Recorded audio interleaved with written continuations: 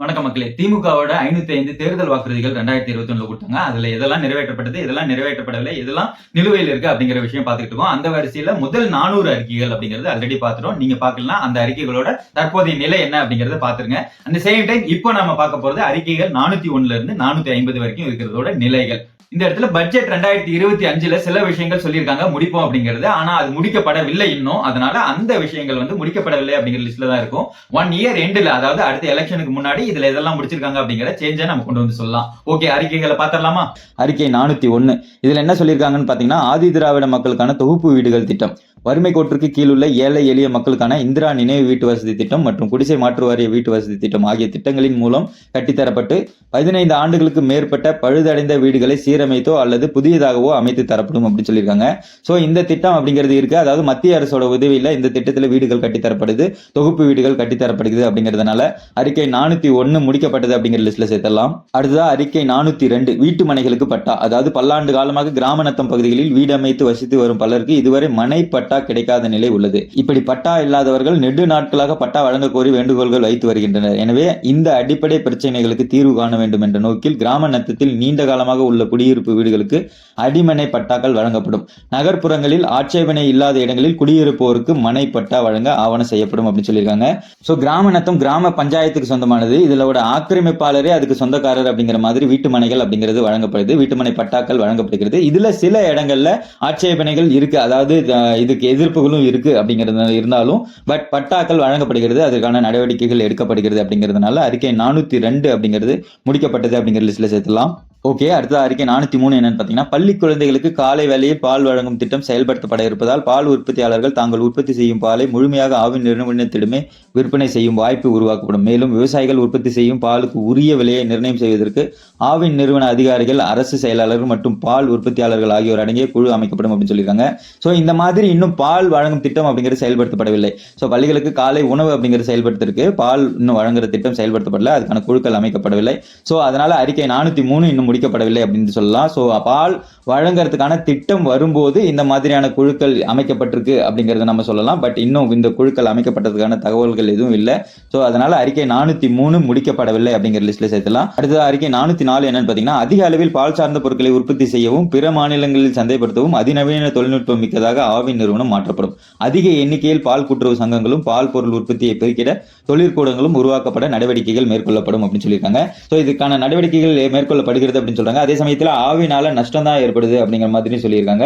அந்த same time பால் விலை உயர்வு மக்கள் கொஞ்சம் அதிருப்தி ஏற்படுத்தி இருக்கனால பாக்கெட் பால்ல அடிக்கடி சில இஷ்யூஸ் அப்படிங்கிறதெல்லாம் நம்ம கேள்விப்படுறதுனால இதை சரி செய்யறதுக்கு அரசாங்கம் சில நடவடிக்கைகள் எடுக்கணும் அப்படிங்கிறது நம்மளோட கோரிக்கையா இருக்கு. அண்ட் சேம் டைம் இதற்கான நடவடிக்கைகள் முயற்சிகள் எடுக்கிறாங்க அப்படிங்கிறதுனால இது இன்னும் முடிக்கப்படவில்லை அப்படிங்கிற லிஸ்ட்ல சேர்த்த முடியாது. அதே சமயத்தில் முடிச்சிட்டாங்க அப்படிங்கிற லிஸ்ட்லயும் சேர்த்த முடியாது. ஸோ அறிக்கை 404 அப்படிங்கிறது முயற்சிகள் மேற்கொள்ளப்படுகிறது அப்படிங்கிற 3வது கேட்டகரியில் நம்ம கொண்டு போய் சேர்த்தலாம். அடுத்த அறிக்கை 405 என்னன்னு பாத்தீங்கன்னா, இந்து சமய அறநிலையத்துறையை பொறுத்தது, அதாவது முக்கிய மலைக்கோயில்களில் கேபிள் கார் வசதி அப்படின்னு சொல்லியிருக்காங்க. அதாவது முக்கிய மலைக்கோயில்களான திருத்தணி, சோளிங்கர், திருநீர்மலை, திருச்சி மலைக்கோட்டை, திருச்செங்கோடு போன்ற கோயில்களில் கேபிள் கார் வசதிகள் அமைக்கப்படும் அப்படின்னு சொல்லியிருக்காங்க. ஸோ இதுல சோளிங்கர்ல அமைக்கப்பட்டிருக்கு. அண்ட் தென் அதர் பிளேசஸ்ல இதற்கான ஆய்வுகள் மேற்கொள்ளப்பட்டு இருக்கு. ஸோ எனிவே இது கம்ப்ளீட்டா முடிக்கப்படல, எல்லா இடமும் முடிக்கப்படல, அதுக்கான ஆய்வுகள் மேற்கொள்ளப்பட்டு இருக்கு, அதுக்கான நடவடிக்கைகள் எடுக்கப்பட்டு இருக்கு. ஸோ அதனால அறிக்கை 405 முயற்சிகள் எடுக்கப்படுகிறது அப்படிங்கிற லிஸ்ட்ல 3வது லிஸ்ட்ல சேர்த்தலாம். அடுத்ததா அறிக்கை 406 என்னன்னு பாத்தீங்கன்னா, கிராம கோயில் பூசாரிகளுக்கு நிதி உதவி அப்படின்னு சொல்லியிருக்காங்க. அதாவது திமுக அரசு காலத்தில் உருவாக்கப்பட்ட பூசாரிகள் நல வாரியத்தில் இணைந்துள்ள கிராம கோயில் பூசாரிகளுக்கு திமுக அரசினால் மாதந்தோறும் ஊதியமாக 2000 ரூபாய் வழங்கப்படும். 60 வயதில் ஓய்வு பெற்ற பூசாரிகளுக்கு வழங்கப்படும் ஓய்வூதியம் 3000 ரூபாய் என்பது 4000 ரூபாயாக உயர்த்தி வழங்கப்படும் அப்படின்னு சொல்லியிருக்காங்க.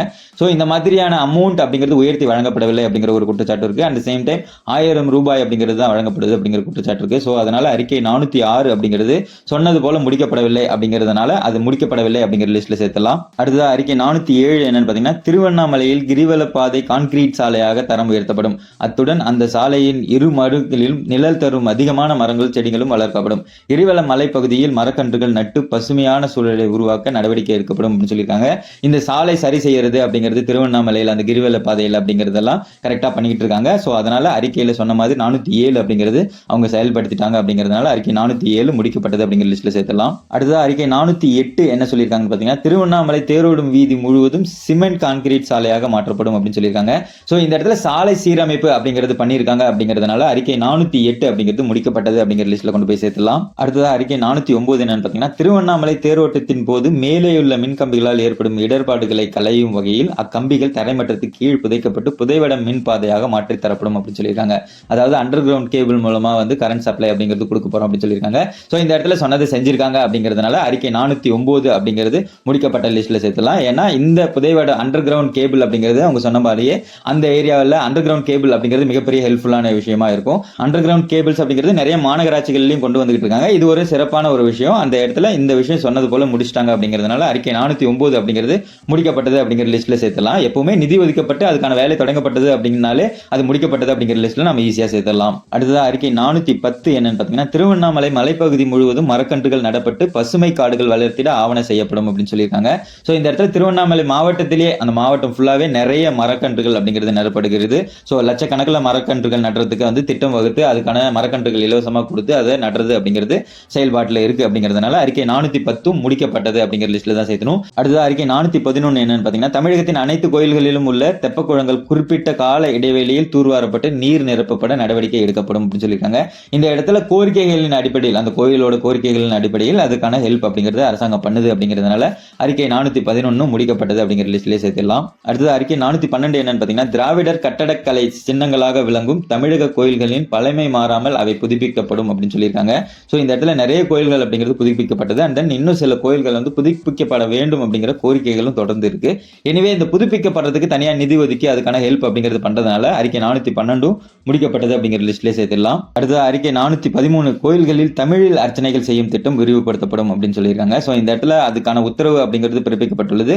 அந்த சேம் டைம் அது வந்து நிறைய இடங்கள்ல கடைபிடிக்கப்படுகிறது அப்படிங்கிறதுனால அறிக்கை 413 முடிக்கப்பட்டது அப்படிங்கிற லிஸ்ட்லேயே கொண்டு போய் சேர்த்திடலாம். அடுத்தது அறிக்கை 414 என்னன்னு பாத்தீங்கன்னா, திமுக அரசு 1989 தவத்திரு குன்றன்குடி அடிகளார் தலைமையில் அமைந்திருந்த இந்து சமய அறநிலையத்துறையின் ஆலோசனை குழுவின் பரிந்துரையின்படி கோவில்களின் நிர்வாகம் மேலும் சிறப்புடன் நடைபெறுவதற்கு தகுந்த அதிகாரிகளுடன் கூடிய சட்ட ரீதியான உயர்நிலை ஆலோசனை குழு அமைத்து செயல்படுத்தப்படும் அப்படின்னு சொல்லியிருக்காங்க.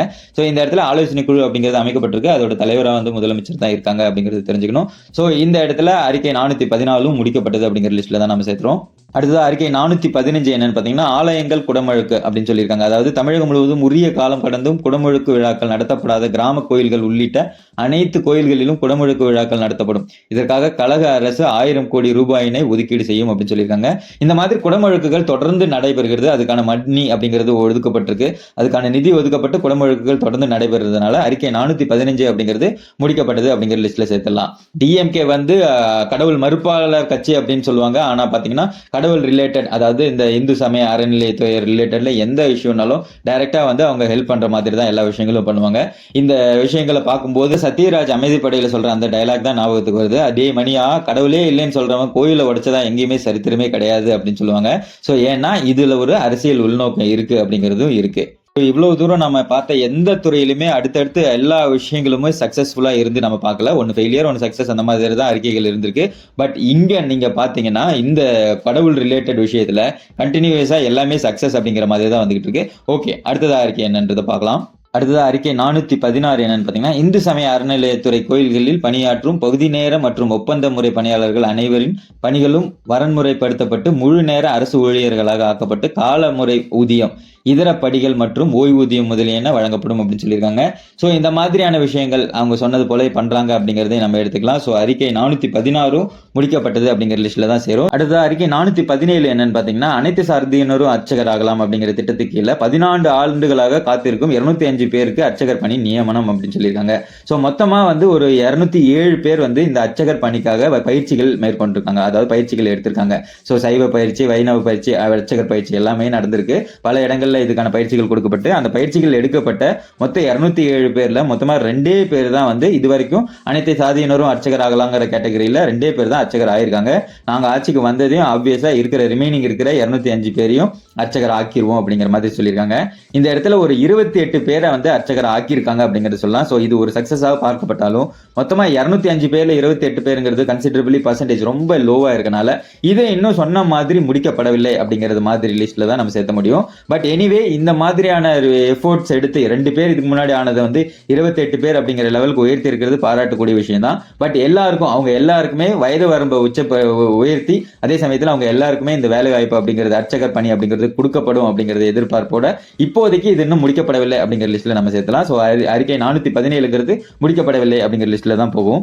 அடுத்ததா அறிக்கை 418 என்னன்னு பாத்தீங்கன்னா ஆன்மீக சுற்றுலா நிதியுதவி. அதாவது தமிழகத்தில் உள்ள இந்து சமய மக்களின் வழிபாட்டு உணவுகளுக்கு மதிப்பளிக்கும் வகையில் அவர்கள் ராமேஸ்வரம், காசி, கேதார்நாத், பத்ரிநாத், திருப்பதி, பூரி ஜெகநாத் ஆலயம் முதலிய திருக்கோயில்களில் ஏதேனும் ஒன்றுக்கு ஆன்மீக சுற்றுலா செல்வதற்கு இத்திட்டத்தின் கீழ் ஆண்டுக்கு ஒரு முறை பயனாளிகள் தேர்வு செய்யப்பட்டு அவர்களின் பயணத்திற்காக அதிகபட்சமாக 25,000 வரை 1,00,000 பேருக்கு நிதியுதவிகள் வழங்கப்படும்.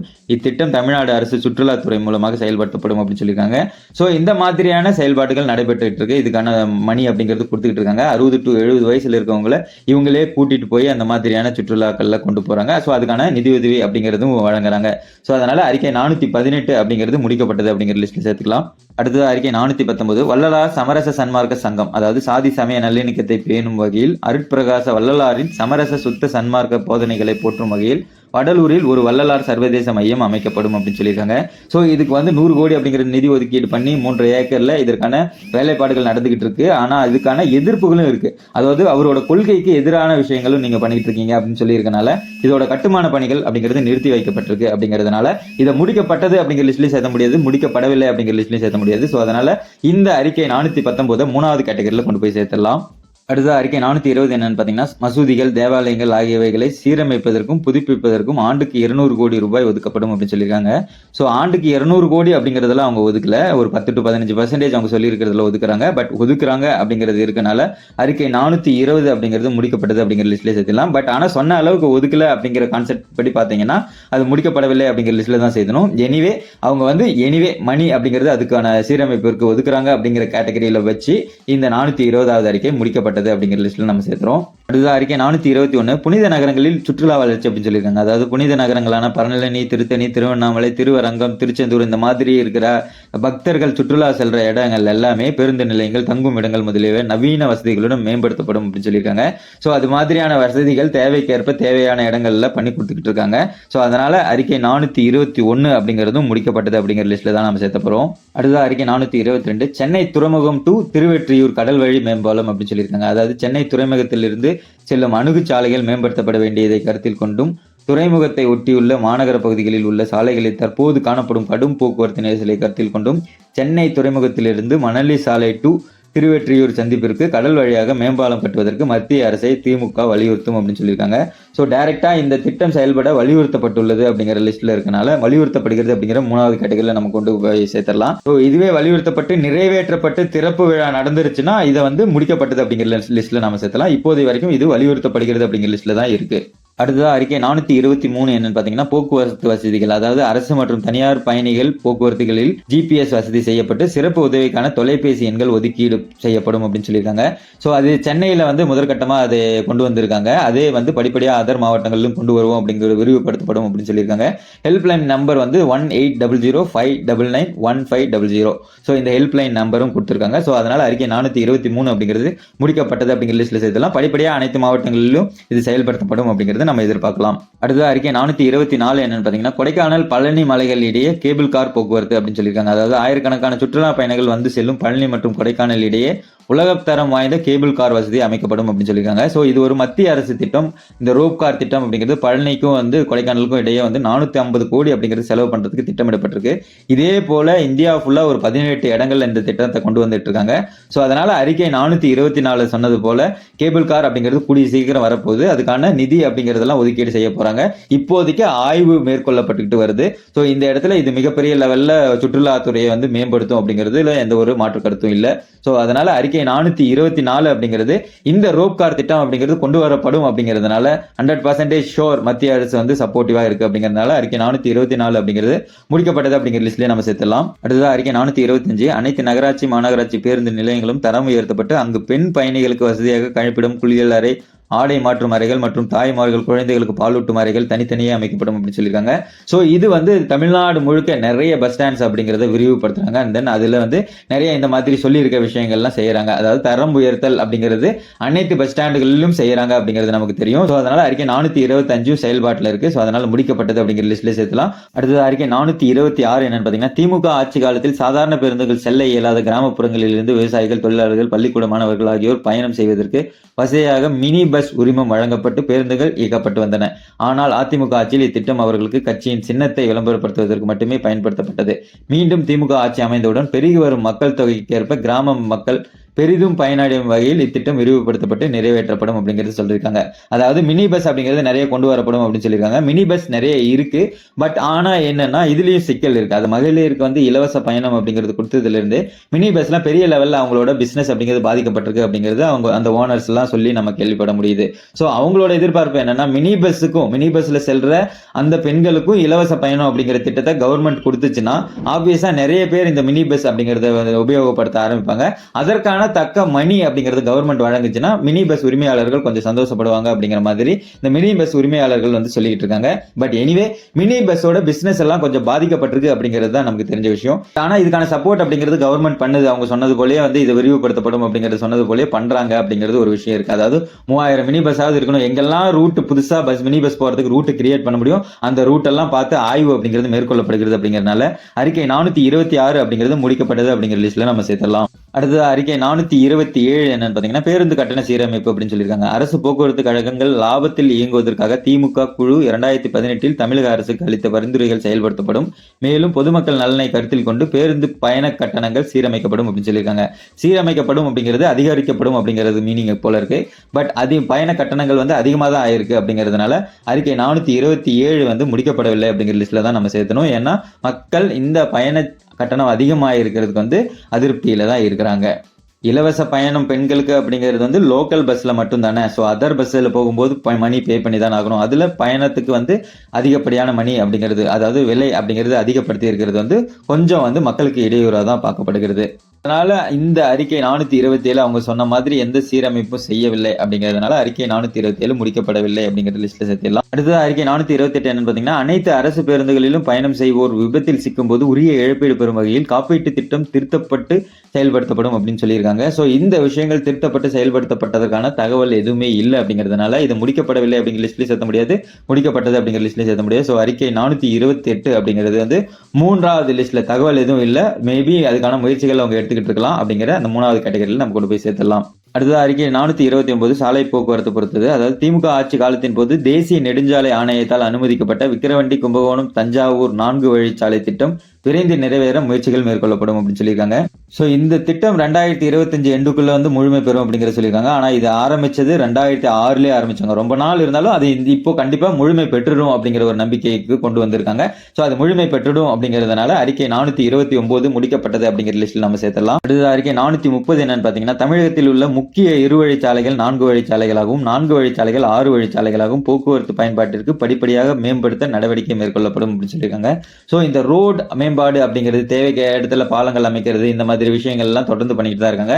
மத்திய அரசு ரோட்வேஸ்க்காக அதிகப்படியான மணி அப்படிங்கிறது ஒதுக்குறாங்க ஒவ்வொரு பட்ஜெட்லயும். ஸோ அதனால இந்த விஷயத்துல எந்த ஒரு மிஸ்டேக்கும் வராது. ஸோ அதனால அறிக்கை 430 முடிக்கப்பட்டது அப்படிங்கிற லிஸ்ட்ல தான் நம்ம சேர்த்த முடியும். ஸோ அதனால அறிக்கை 430 முடிக்கப்பட்டது அப்படிங்கிற லிஸ்ட்ல சேர்த்தலாம். அடுத்தது அறிக்கை 431 போக்குவரத்து நெரிசலை குறைக்கும் வகையில் தமிழகத்தில் தேவைப்படும் நகரங்களில் புறவழிச்சாலைகள் அமைக்கப்படும் அப்படின்னு சொல்லியிருக்காங்க. ஸோ இந்த புறவழிச்சாலைகள் அப்படிங்கிறது நிறைய அமைக்கிறாங்க அப்படிங்கிறது நமக்கு தெரியும். ஸோ நிறைய பிளேசஸ்ல ஷார்ட்டா ரீச் ஆகிறதுக்கான புறவழிச்சாலைகள் அமைக்கிறாங்க.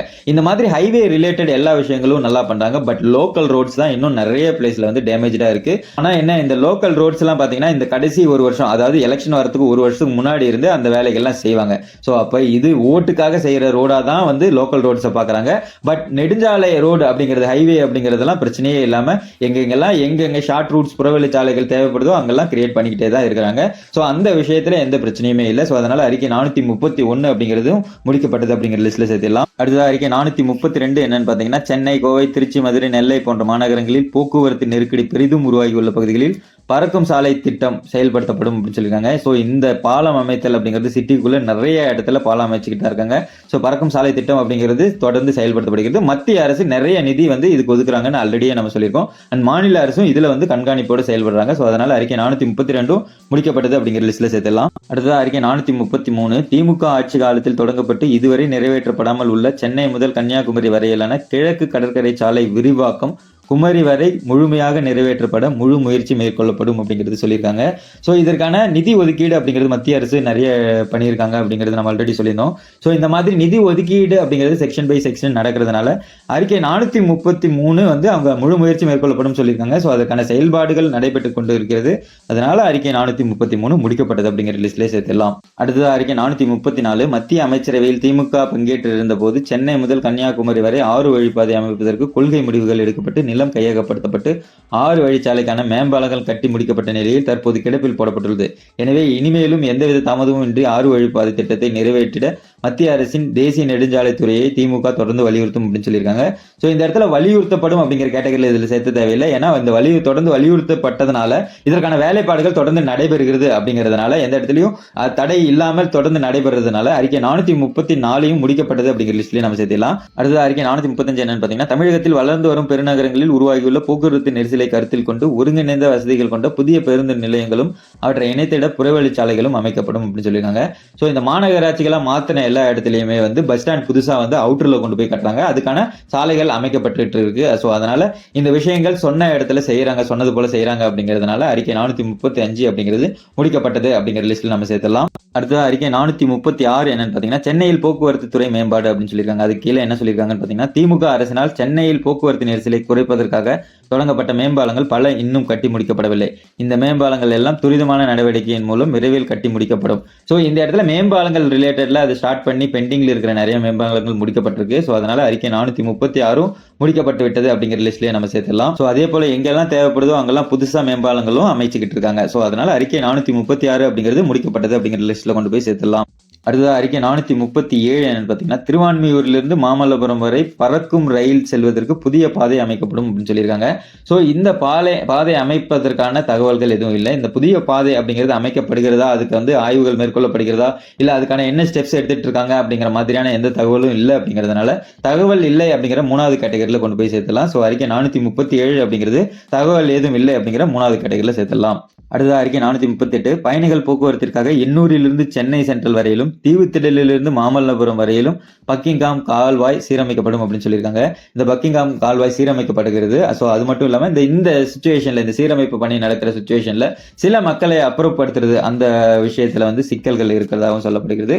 பட் எனிவே இதுக்கான சீரமைப்பு பணி அப்படிங்கிறது நடைபெறதுனால அறிக்கை 438 அப்படிங்கிறது முடிக்கப்பட்டது அப்படிங்கிற லிஸ்ட்ல சேர்த்துலாம். அடுத்த அறிக்கை 439 என்னன்னு பார்த்தீங்கன்னா சிறுசேரி பகுதியில் வெளியூர் செல்லும் நவீன பேருந்து நிலையம் ஒன்று அமைக்கப்படும் அப்படின்னு சொல்லியிருக்காங்க. ஸோ அது கிளாம்பாக்கத்தில் அமைக்கப்பட்டிருக்கு புதிய பேருந்து நிலையம், அது நமக்கு தெரியும். அந்த சேம் டைம் இந்த சிறுசேரிக்கும் கிளாம்பாக்கத்துக்கும் மெட்ரோ கனெக்ஷன் அப்படிங்கிறது கொடுக்கப்பட்டிருக்கனால ஸோ பஸ் ஸ்டாண்டுக்கு போறது வந்து பெரிய இஷ்யூவா இல்லாத சுச்சுவேஷன் இருக்கு. ஸோ எனிவே அறிக்கை 439 அப்படிங்கிறது முடிக்கப்பட்ட லிஸ்ட்ல சேர்த்தலாம். ஏன்னா புதுசா வெளியூர் செல்ற பஸ் ஸ்டாண்ட் அப்படிங்கிறது கிளாம்பாக்கத்தில் ஒன்று உருவாக்கி இருக்காங்க அப்படிங்கிறதுனால. பட் அந்த பஸ் ஸ்டாண்டை பத்தி ஃபர்ஸ்ட்ல நிறைய குற்றச்சாட்டுகள் எழுந்தவொன்னு இருந்துச்சு. அதுக்கப்புறம் போக போக அந்த பஸ் ஸ்டாண்ட் பரவாயில்ல, சப்போர்ட்டிவா தான் இருக்கு அப்படிங்கிற மாதிரி பேச்சுகளும் வர்றது நம்மளால பார்க்க முடிஞ்சது.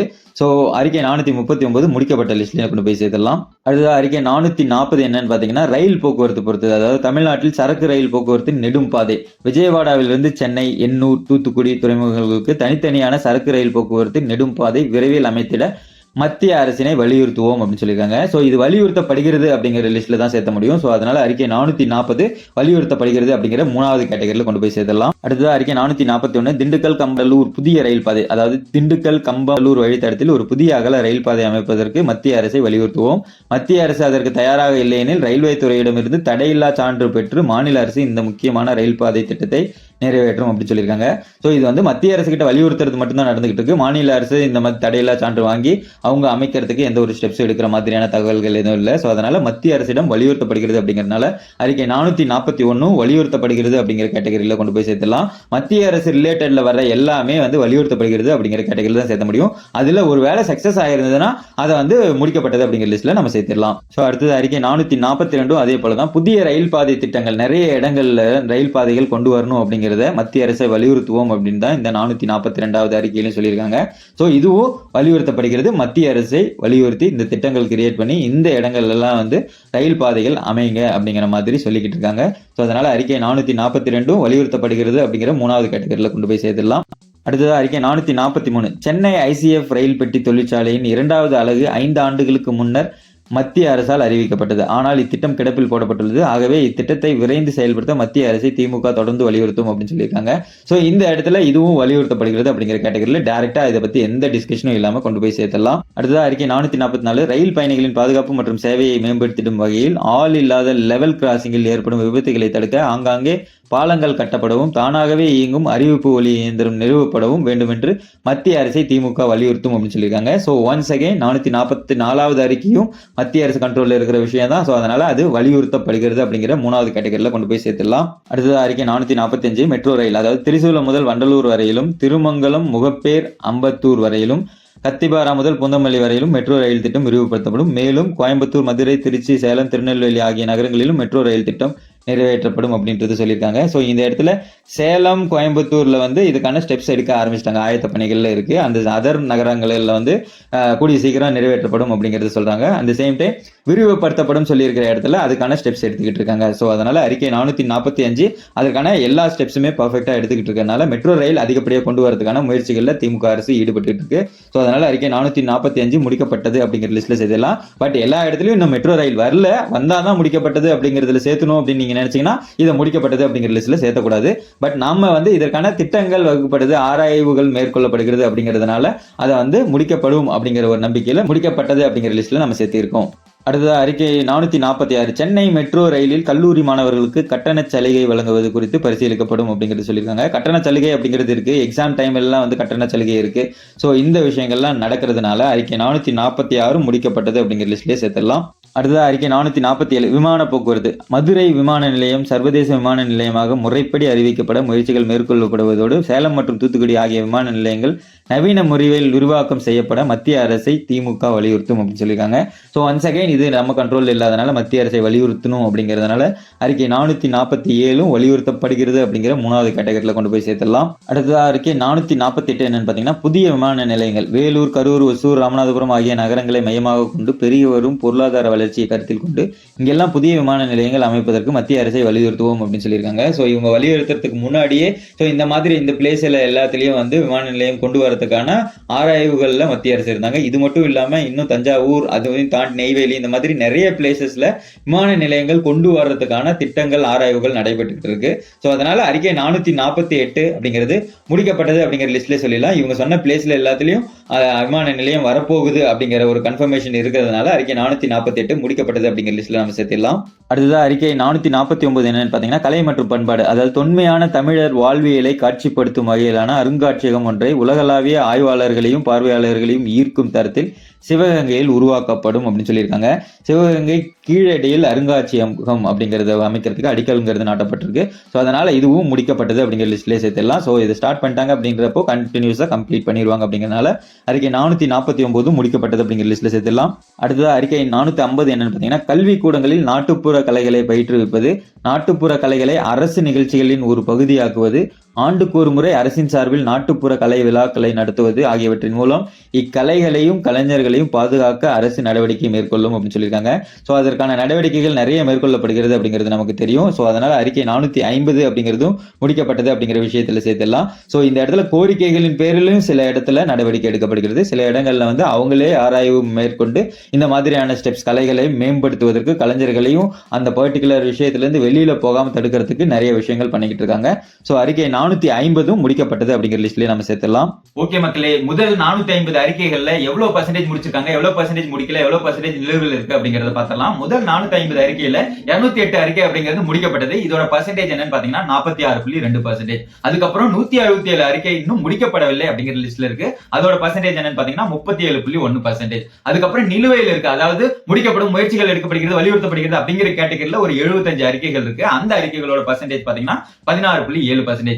இதுதான் அறிக்கைகளோட நிலை 450 அறிக்கைகள் வரைக்கும். அடுத்தபடியா நம்ம தொகுதி வாரியா அங்க இருக்கிற பிரச்சனைகளை பத்தி நம்ம பேச போறோம். உங்க தொகுதியில ஏதாவது பிரச்சனைகள் இருக்கு அப்படின்னா அதை கமெண்ட்ல சொல்லுங்க, அது உங்க தொகுதி பிரச்சனைகள்ல ஆட் பண்ணி சொல்லிடலாம். அந்த சேம் டைம் இப்போ முடிக்கப்படவில்லை அப்படிங்கிற லிஸ்ட்ல இருக்க அறிக்கைகள்ல எதை கவர்மெண்ட் இந்த ஒரு வருஷத்துல போக்கஸ் பண்ணி பண்ணணும் அப்படின்னு நீங்க நினைக்கிறீங்கிறத கமெண்ட்ல சொல்லுங்க. Love you all, thank you.